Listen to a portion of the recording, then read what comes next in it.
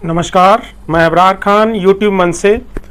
साथियों, आप लोगों ने प्रधानमंत्री नरेंद्र मोदी जी का एक भाषण सुना होगा जिसमें वो हमेशा कहते आए हैं कि सबका साथ, सबका विश्वास, सबका विकास और बाद में जोड़ दिया गया सबका प्रयास, जिसका अर्थ ये होता है कि सभी धर्म समुदाय के लोगों का प्रयास, साथ, विश्वास और विकास।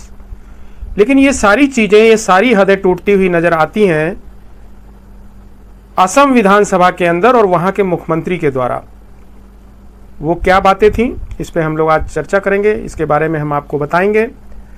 जो भी नए साथी चैनल से जुड़े हैं, चैनल को सब्सक्राइब करें और ज़्यादा से ज़्यादा लोगों तक शेयर करें।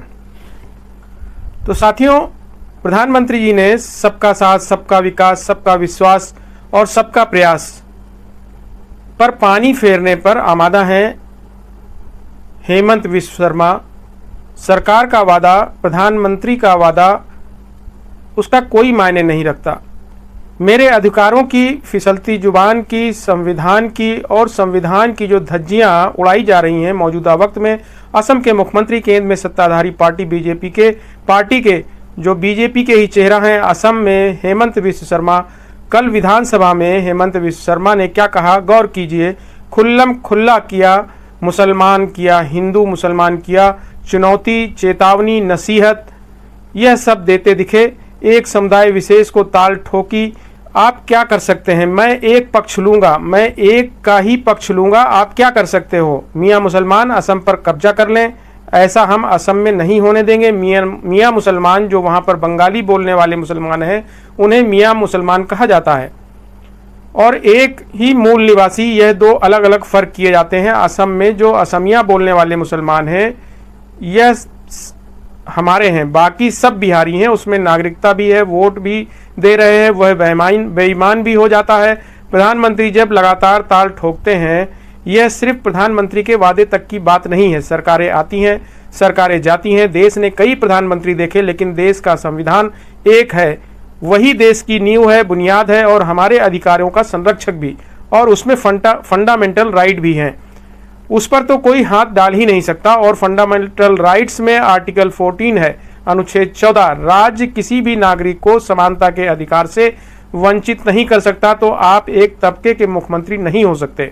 आपकी यह दलीलें अपनी जगह ठीक है कि भाई 71 से लेकर अब तक जो मुस्लिम आबादी है उसमें इतनी ज़बरदस्त जो बढ़ोतरी हुई है। अगर आपको यह डर है कि मुस्लिम बहुल इलाका हो जाएगा, आप मुख्यमंत्री हैं, वहाँ पर तरीके से संविधान के दायरे में आप काम कीजिए, या ललकार कर अपनी राजनीतिक रोटियां सेकने के लिए इस बयान से पहले जुलाई 2023 में, इसी साल 2023 के साल की बात है, सब्जी के दाम जब बढ़ गए थे तो मियाँ मुसलमान पर ही आरोप लगाया था हेमंत विश्व शर्मा ने। फिर मार्च में कहा कि मुसलमानों को 2 से ज़्यादा बच्चा करना अब बंद कर देना चाहिए। हिंदुओं में तो 2 से ज़्यादा बच्चे होते ही नहीं हैं। पॉलीगो विवाह वह सिर्फ मुसलमानों में ही होते हैं, हिंदुओं में भी तो होते हैं। मुसलमानों में बाकायदा कानून है, आप उसको रोकिए। वह चीज़ हो रही है, या किसी को डरा कर धमका कर आप अपनी राजनीतिक रोटियां चमकाएं। जुलाई में कहा था कि भाई मुस्लिम बहुल इलाका बन जाएगा। अब जो आबादी है, कोई भी आंकड़ा यहाँ पर ऐसा नहीं है कि उसे अनदेखा कर दें। 1971 में हिंदुओं की आबादी 71% थी असम में, और मुसलमानों की 24%। 2011 आते आते 61% हिंदुओं की आबादी हो गई, यानी 10% कम हो गए, और मुसलमानों की आबादी 34% हो गई, यानी 10% का इजाफा चिंताजनक है। इसके लिए एक नीति बनानी पड़ेगी, या जहर उगला जाएगा। 33 सीट वो तो मुस्लिम बहुल है। 31 पर मुस्लिम उम्मीदवार पिछली बार जीते थे, बीजेपी का एक भी नहीं था। ऐसा नहीं है कि खड़े नहीं किए गए, पर जीत कोई नहीं पाया, तो मुसलमान वोट ही नहीं देते। तो उनके बारे में फिक्र करने की क्या जरूरत है? क्या यह संदेश दे रहे हैं हेमंत विश्व शर्मा? और यह संदेश अकेले हेमंत विश्व शर्मा नहीं दे रहे, ये कई जगह से एक साथ आ रहे हैं। यह सुनियोजित कोई रणनीति भी हो रही है क्या? और यह क्यों कहा जा रहा है कि 18वीं लोकसभा में सांसद बने जेडीयू अहम घटक है।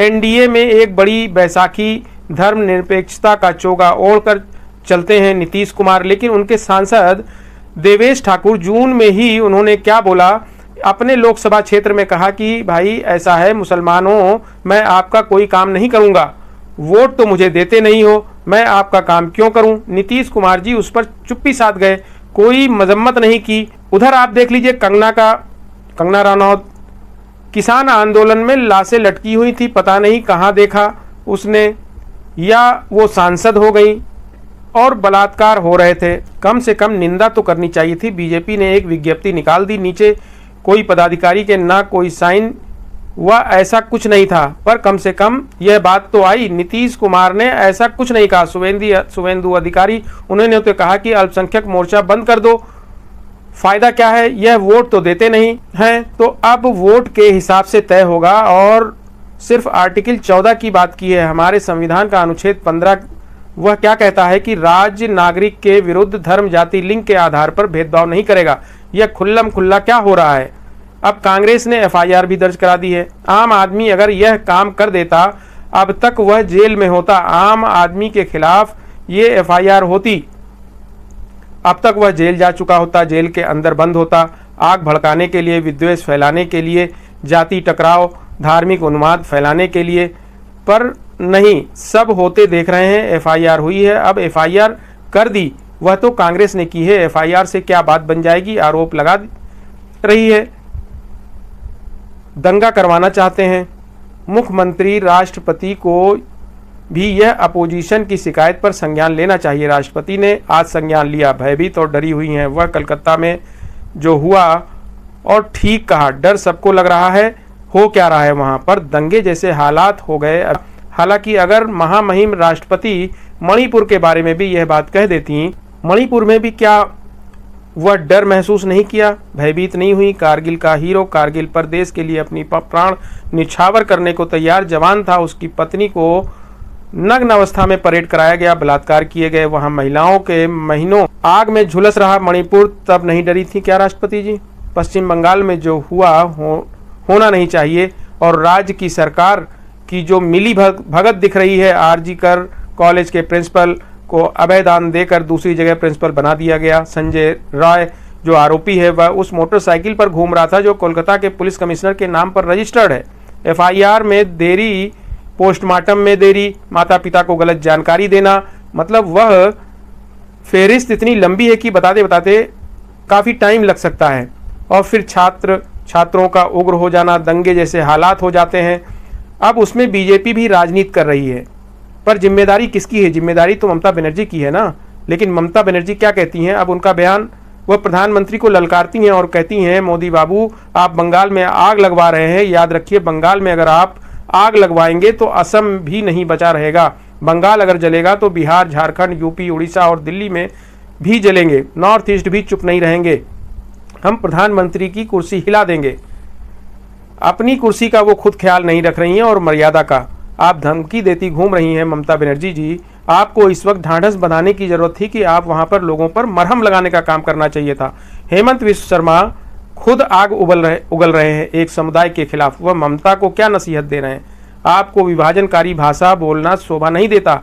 हेमंत कह रहे हैं कि असफलता की राजनीति से भारत को जलाने की कोशिश मत कीजिए। और आप क्या कर रहे हैं हेमंत विश्व शर्मा? यह सिर्फ जुबान फिसलने की बात नहीं है, या यह कह दिया जाए कि जुबान संभाल के बात खत्म हो जाएगी। दोनों ही तरफ से सोच समझकर जानबूझकर आग भड़काया जा रहा है, भड़काऊ बयान दिए जा रहे हैं। मुख्यमंत्री कैसी भाषा बोल रहे हैं कि चुना हुआ मुख्यमंत्री सुशासन दे, गवर्नेंस दे। अगर गवर्नेंस डेफिसिट बहुत ज़्यादा बढ़ गया तो उसी भरपाई को करेगा रेटिकलाइज करके, उसकी भरपाई वह करेगा आक्रामक भाषा से, उसकी भरपाई वह करेगा ध्रुवीकरण करने वाले बयानों से जो हेमंत विश्व शर्मा दे रहे हैं, या ममता बनर्जी धमकाने वाली भाषा का इस्तेमाल कर रही हैं। तो ममता बनर्जी की जिम्मेदारी थी कि वहाँ पर जो अस्पताल कांड हुआ वह नहीं होना चाहिए था। हेमंत विश्व शर्मा की जिम्मेदारी है कि असम में जो विस्फोटक सांप्रदायिक स्थिति है, वहाँ की जो जनसंख्या मूलक स्थिति है, डेमोग्राफिक सिचुएशन है, उसकी वजह से है। उसके अलावा नीतिगत हल केंद्र सरकार के साथ मिलकर खोजें और लगातार उस दिशा में बढ़ें। ऐसा करने में निरंतर वो विफल रहे हैं, इसी कारण इस प्रकार की बातें की जाती हैं। असम की स्थिति विशेष है, बिल्कुल गलत है। इसके लिए विशेष नीतिगत ढांचा की जरूरत है। 10 साल से प्रधानमंत्री नरेंद्र मोदी जी की सरकार है। असम में लंबे अरसे से भारतीय जनता पार्टी की सरकार है। अभी तक उन्होंने इस दिशा में कोई नीतिगत कदम क्यों नहीं उठाया? केंद्र में भारतीय जनता पार्टी की सरकार है, असम के अंदर भी भारतीय जनता पार्टी की सरकार है, आज नहीं बनी है। लंबे अरसे से इन दोनों की सरकार चली आ रही है। ममता बनर्जी की सरकार भी आज नहीं बनी है, तीसरा कार्यकाल उनका चल रहा है। ये सब लोग भारत की लोकतंत्र की एक बड़ी विडंबना है कि यहाँ पर सरकारें चुनी जाती हैं, लोकतंत्र चलता रहता है और तमाम तरह के लीपापोती चलती रहती है, सुशासन नहीं मिलता है। नीतीश कुमार जी हैं, सुशासन बाबू कहलाते हैं, लेकिन आप देवेश जी का वो वक्तव्य देखा गया और उस वक्त हम लोगों ने देवेश जी का जिस तरह से निंदा होनी चाहिए थी वो निंदा नहीं की गई। अभी आपने कुछ दिन पहले देखा था कि रमेश भिदोड़ी, उन्होंने जिस तरह के वक्तव्य सदन के अंदर दिए थे, भारतीय जनता पार्टी ने उनका टिकट काट दिया। क्या सदन में इस तरह के वक्तव्य पे और उनका टिकट कट जाना ही क्या बहुत बड़ी बात हो गई? क्या उतनी ही कार्रवाई संपूर्ण हो गई? तो इस तरह से तो जो सदन के अंदर बाकी जो माननीय सांसद हैं उनका मन बढ़ेगा, वो किसी को भी गाली गलौज करेंगे, कभी भी करेंगे, कोई उस पर रोक टोक लगाना बहुत मुश्किल हो जाएगा। और जब चुनाव का टाइम आया तो वही रमेश भिदोड़ी को भारतीय जनता पार्टी ने प्रचारक बना करके इलाके में भेजा, स्टार कैंपेनर बना के भेजा गया उनको आज सिर्फ टिकट ही तो काटा। अनुराग ठाकुर जी को देख लीजिए, जिस तरह से उन्होंने दिल्ली में आम सभा में जिस तरह के शब्दों का इस्तेमाल किया। तो ये जो सारी चीज़ें हैं, इस तरह के जो बयान हैं, राजनीतिक रोटी सेकने के लिए सिर्फ दिए जा रहे हैं। और ऐसी स्थिति में आम जनमानस को इन सब बातों से अवेयर रहना चाहिए कि आखिर ये राजनीतिक दलों का, वो किसी भी पार्टी का हो, कोई ज़रूरी नहीं है भारतीय जनता पार्टी का है, कांग्रेस का है, तृणमूल कांग्रेस का है, जेडीयू का है, किसी का भी है, आरजेडी का है, किसी का भी हो, अगर उसकी भाषा गलत होती है तो आम जनमानस को उस पर संज्ञान लेना चाहिए।